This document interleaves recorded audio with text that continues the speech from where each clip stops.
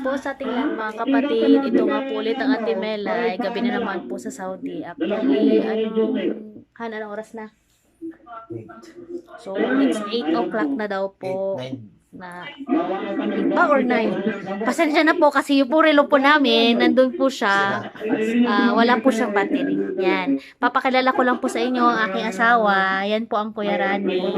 Waiting po kami.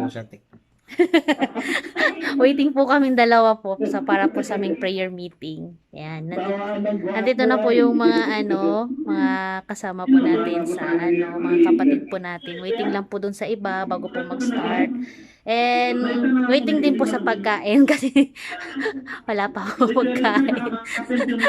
And then dahil nga po sa itong nangyayari po sa Saudi, alam niyo naman po yon yung pong 24 hours curfew. So sa ngayon po talaga mga kapatid, tiis-tiis po, medyo maingay po kasi naka-bluetooth po yung yung para po sa prayer meeting natin. So nawa bawat isa po sa atin is safe po tayo lahat.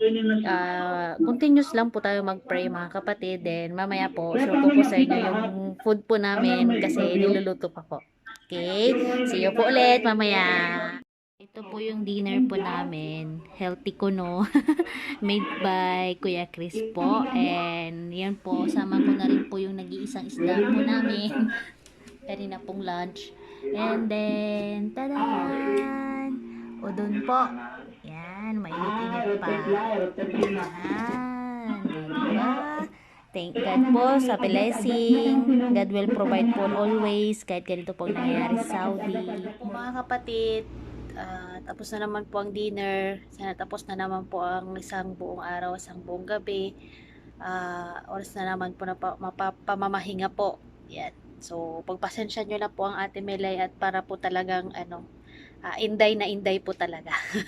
So, God bless po everyone. Good night and keep safe po sa lahat. And prayers ko po na lahat po tayo is proteksyonan po ng Panginoon. So, good night po.